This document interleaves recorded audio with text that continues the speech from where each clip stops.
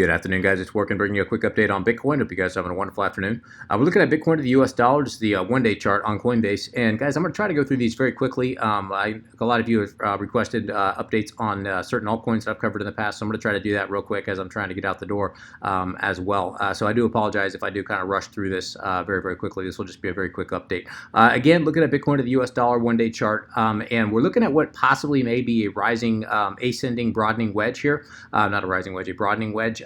That hasn't been confirmed yet, but it is looking likely, guys. We have 1, 2, 3 hits to the upside, 3 hits to the downside at least, which does meet the criteria for a rising wedge. We'll kind of have to wait and see how this plays out. As of right now, what we're doing is we're seeing resistance exactly where we would have expected.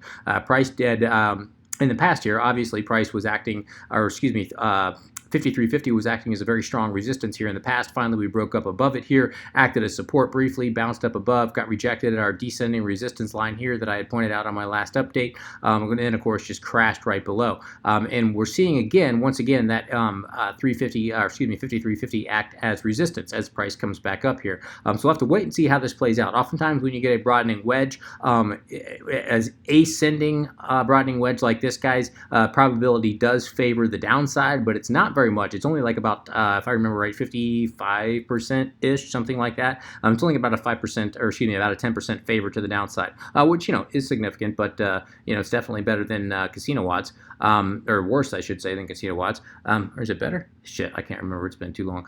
But anyway, what we're looking at here, if this does end up being the case, guys, we could see something like this where we come up, hit this area of resistance again, come back down, get a fake out move, and then right back up. Oftentimes, the ending of a broadening wedge is often noticed by price coming back down, not meeting the resistance or support area, reversing course, and then just breaking out. So we could see something like that. If this thing is going to break out bullish, if this thing is going to break out bearish, we may be looking at something like this. We may be looking at that climb right now, hitting resistance right now, and then, of course, just a drop. And again, this is if this is an ascending broadening wedge. I'm not even sure that it is. And I don't like to get caught up in a lot of these patterns, guys. I mean, people start seeing shapes. I mean, it's just sometimes it gets pretty ridiculous, but I just want to point out that this does meet the criteria here of an ascending broadening wedge here. But the thing you should be most concerned with is basics. Go right back to the basics, guys. Anytime you're not sure about something, and that is support resistance, guys. And we are seeing resistance at that 53.50. I do think a break above 53.50 with consolidation would be a bullish sign. If we do break above what could be this the top of this ascending broadening wedge here,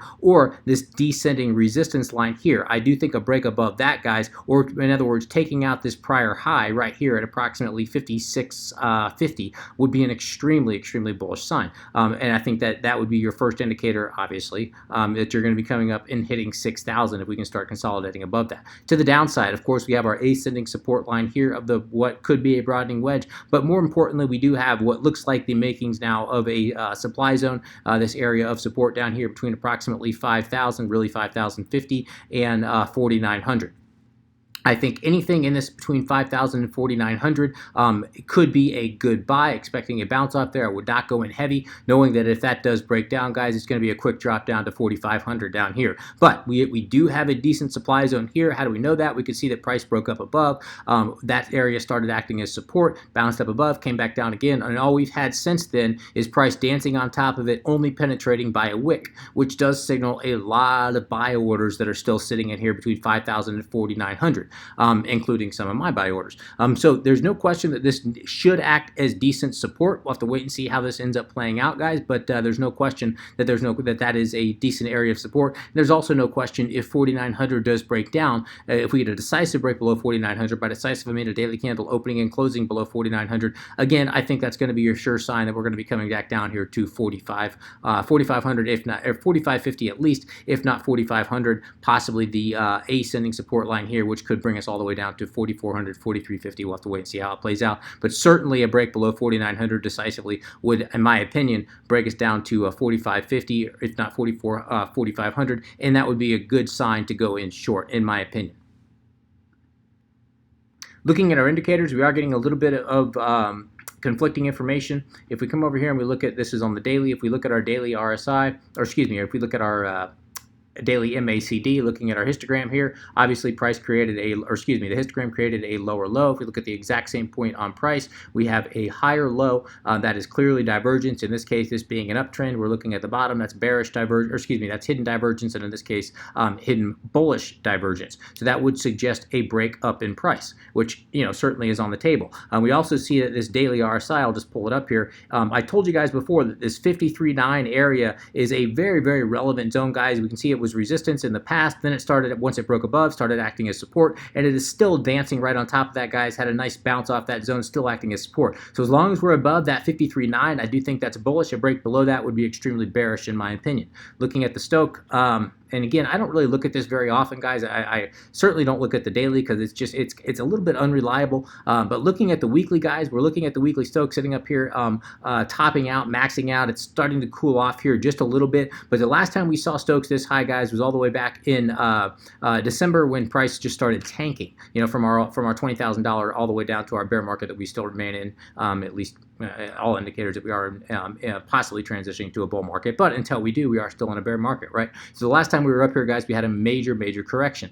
So looking at this, guys, we can see that we've set up in this zone and sat up in an overbought area on the Stoke for quite a while in the past here, guys. But we've had some instances where it's been sitting in overbought territory for quite a while before the major breakdown. So we could see that again, but there's no question, guys, that this is screaming. Even if we have one more kick up to 6,000, this is screaming for a correction here at some point. And at some point, logic tells us, history tells us that's going to happen. Looking at the weekly chart, weekly chart overall is bullish. The fact that we're consolidating here above 5,000 is a bullish sign. We're cooling off a little bit here, haven't had a major correction. Again, that would lead me to believe that we may have another kick up here to test 6,000 before we get that larger 20, 25, 30% correction that I do believe we're going to have at some point.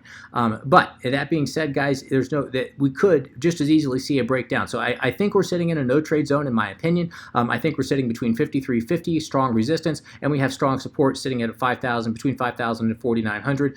If you're dollar cost averaging in for the long haul, there's no question, guys, go ahead and start doing that. But in my opinion, guys, this is really a no trade zone. I'll buy Bitcoin between 5,000 and 4,900. I'm going to sell Bitcoin if we come up here and retest 53.50, but a break above 53.50, guys, again, would be a good buy signal in my opinion. That being said, even if we do break above that 53.50 signaling, we're going to come up and test 6,000. I do think it's going to be just that, guys. I think we're going to be looking at something like this. If it does break to the upside, we're going to be hitting somewhere between 5,800, 5,900, maybe even 6,000, and then a pretty strong breakdown. Now, could it go higher than that? Yeah, absolutely. Well, I've showed you guys here in the past that there's a lot of resistance all the way up to and including 6,500. So yeah, could we wick up above 6,000? Yeah, but I do think there's a lot of sell orders that are sitting up in here, guys. So I'd be very surprised if we sat above 6,000 for any period of time. If we do consolidate above 6,000, that'd be extremely bullish. But more than likely, guys, if we do break up, maybe wick above 6,000, I'm expecting a fairly strong rejection for that larger breakdown. That larger breakdown being defined as somewhere around 25, maybe even 30%. Overall, guys, we can see that we are possibly entering into a wedge type pattern where we're getting a series of lower highs, higher lows as we approach the apex here, guys. That would suggest a larger move to come. Let's come over and check our moving averages, exponential moving averages. This is on the daily chart. We can see that we're still sitting above the 8-day EMA. We're been bouncing on top of this 21-day EMA. I cannot stress enough. If you guys have watched my videos for any amount of time, I'm always emphasizing the 21-day EMA. That is still a very relevant zone, has been here for the past week, bouncing right up on top of it, guys. There's no question if we break below that 21-day EMA decisively, watch out below. Could be a free fall all the way down to 4,500 at least. We can see that with 50-day moving averages sitting right down here, we're ready to act as support. But that 200-day moving average all the way down here, guys, just so happens to be coinciding nicely with approximately 4,500, maybe a little bit lower than that. And again, I would expect that to act as a decent support. All right, let's go ahead and move on to EOS. And I'm going to run through these altcoins very quickly, guys. EOS just broke below an area of, this was a strong area of support sitting here between about $5.25 and $5.10. It broke below that area of support, and now we have a confirmed resistance. Price broke back up. What was support is now acting as resistance, been rejected off here twice here on the daily chart. And that is a rather bearish sign, even though we haven't had a strong rejection as of yet.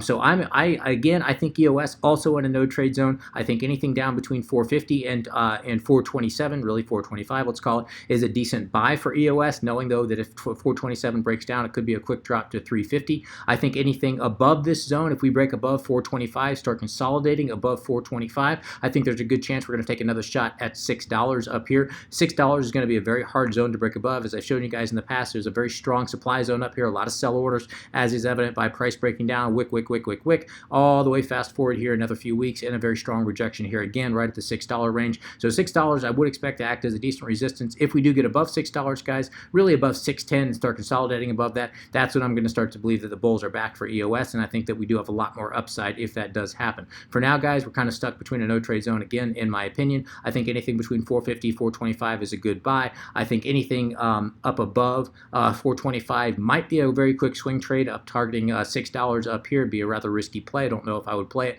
Anything above $6, a decisive break above $6 and consolidating above that $6 range, I think is a good buy as well. And if you're dollar cost averaging in, there's no question. I think that EOS overall long term is a very, very good buy. I'm talking to more day and or swing traders right now. I think it's kind of in a no trade zone at the moment. Looking at BAT, basic attention token, I'm going to give you two views. I'm going to give you the US dollar, BAT to US dollar calculated by TradingView on Binance. I'm just noticing that there is a discrepancy on this, guys. We can see that it's trading at 40 cents on the calculated view on Binance. If we look at Tether, it's currently trading at 38.3 cents, guys. That is a discrepancy. Tether is currently at $1, so they should match up, and they're not. So overall, looking at the big picture, guys, I think we are also on BAT, guys, kind of consolidating within a wedge here. I think below here between 36 and 35 cents is a good buy. I think if we break above 30 or 45 cents, I think that's a sell, and I think anything between 39 and 45 cents, guys, is kind of a no trade zone in my opinion. I would wait for that breakdown or that break up to sell. If you're holding BAT, I would continue to hold it for the long haul. I think it's an excellent coin to hold for the long haul, guys. In the short term, if you're trading BAT, though, I do think BAT is sitting in a no trade zone. Let me zoom in here to Tether. Actually, sorry, guys. What I wanted to show you, my whole point is showing you that US dollar chart, guys, even though there is a little bit of a discrepancy, is this zone up here between 50 cents and 55 cents. This is and I'm looking at the US dollar chart calculated by TradingView because it has a lot more history, whereas the Tether chart does not. So looking at the larger history, guys, you can see there's a major area of resistance between 50 cents and 55 cents. Tether's got to break above that 55 cents range. If it does do that, I think that it has a lot more upside, but know that anything up above here, anything even close to 50 cents, guys, is going to be a very, very risky play. There's a very strong chance of rejection between 50 cents and 55 cents. So just to know there's a very hard lid up above BAT that it's going to take a lot to get through. Doesn't mean we can't get through it, just means it's going to take a lot to get through it, looking at the bigger picture. If we zoom in here, though, looking at BAT to Tether, kind of give you for your day and or swing traders, we can see that it's kind of got what could be construed as a possible bear flag that's being, or excuse me, bull flag that's in the making here. I've heard some people say that. I don't really, does that look like a bull flag to you? Yeah, I guess you could make the argument. Again, I think I would go back to more basics, which is support and resistance. Up above here, looking at resistance, guys, here again for day and or swing traders, we've got resistance between 41 43 cents. Down here below, we've got between 36 and 37 cents. It's just literally trading right on top of that zone. So I think if we come back down here for you day and or swing traders, anything at around 36 cents is decent for a quick scalp trade. Start buying at 36, getting out at 37, 38 cents, something like that, guys. I think that's a decent zone to look at. But if it does, sorry guys, let me get my English back together here. If it does break below 36 cents, I think it'd be a very quick drop down here to 32 cents. We had kind of this double top here, broke down, and then just the bulls just pushed it right back above. So I think if we do decisively break below 36 cents, which also happens to coincide with the 21-day EMA right down here, which, as I said, guys, is an extremely relevant EMA. I think if we do break below that, guys, I think it could be a very quick drop to 32 cents. I think that at 32 cents is a must buy if it ever does get down here. I'm not saying it's going to, but if it does, I think BAT is a must buy at 32 cents. In the meantime, guys, I would continue for your scalp and or day traders. I continue to sell between 43 and 40 cents. I'd continue to buy between 36 and 37 cents, and at the moment, it's in a no trade zone. Let's quickly look at BNB. Looking at Binance coin, very similar situation, guys. Binance coin is kind of stuck between resistance and support. We've got support down here at, or support, sorry guys, zooming in here. There we go. We're sitting right on top of support currently between 2120 and 2170, bouncing right on top of that zone. If that does break, I think it's going to be a quick drop to $19.65. I think BAT is a good buy at 1965. I think I think we're going to find some decent support there if it does break down to that level. If that level does break, I wouldn't sell. I would add to my position at $17.26, guys, because I think if it does break, it'll be a quick drop to $17.25 and then a major break right back up. I think it's going to hit hard off that zone if it does break down there. I think it hit hard off that zone and we'd have a decent bounce off that zone. So again, not financial advice, just my opinion. As of right now, guys, I think it's kind of possibly a no trade zone. If you want to do a quick scalp, scalping down here at approximately 21.20 and all the way at targeting 23.20, that's a decent scalp trade in my opinion, guys. Really bouncing. We're currently between 23.20 and 21.20 in my opinion. So I think that's as of right now, kind of a no trade zone. If it drops a little bit further, you may want to go into take a quick scalp. Quickly looking at Ethereum. All right, quickly looking at Ethereum, guys. Sorry, I had to pause the video there real quick. Ethereum big picture is still, we're looking at the daily chart. Ethereum big picture is still looking like what may be an ascending or a rising wedge here, an ascending wedge here. Sorry, guys, not a rising wedge. Yeah, a rising wedge. Sorry, guys, can't think here. Right now, it's stuck below, guys. I told you this last time. It kind of hit right off of our area of ascending support. Currently sitting the top of this zone here, right around 165. I think a break above 165 would confirm a continuation to the upside, so we could be looking at something like this.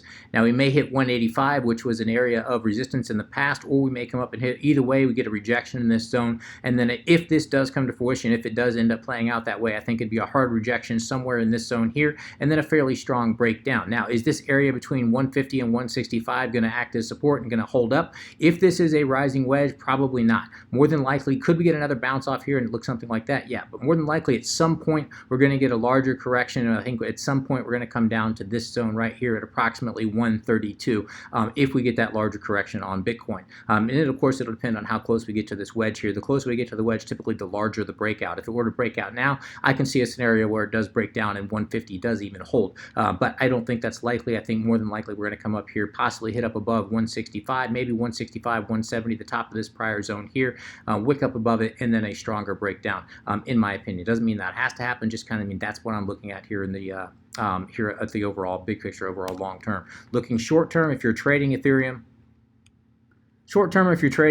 I think a break up above 165 here with consolidation would be a bullish sign. I would take that trade, targeting possibly 175, 180, this zone up here, if that does break above, and if we get consolidation. That's a big if. At the moment, I think it's kind of a no trade zone. If you wanted to continue to play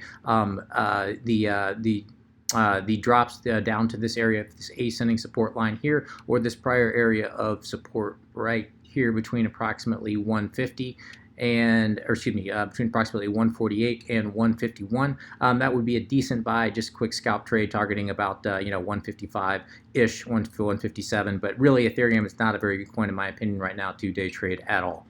All right, I'm gonna go ahead and wrap Ethereum there. Looking at Ripple, that's not the chart I wanted.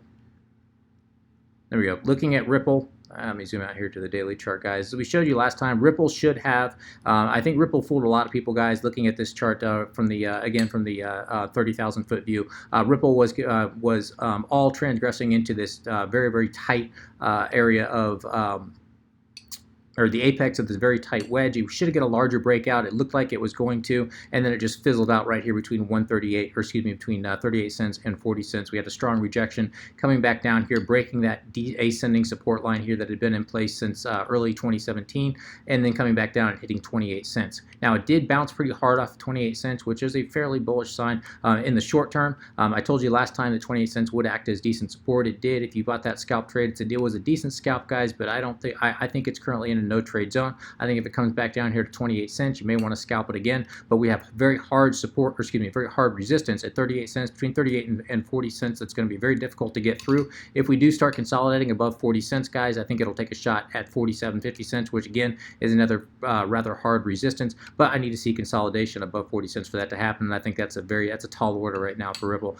I think breaking below 28 cents, if it does break below that, guys, I think it could be a quick drop to 25 cents. Personally, I wouldn't touch Ripple right now with a 10-foot pole, I'd stay out and I'd wait to see how this whole thing is going to end up playing out. But if it comes down here 28 cents, it could be a buy for a quick scalp. Anything up here between 38 and 40 cents is a definite sell in my opinion. So I'm going to go ahead and wrap things there, guys. If you have any comments, questions, suggestions, please let me know in the comment section below. As always, would appreciate an upvote if you have enjoyed this content. Until next time, guys, please trade safe. Take care of yourselves. This is Working. Signing out.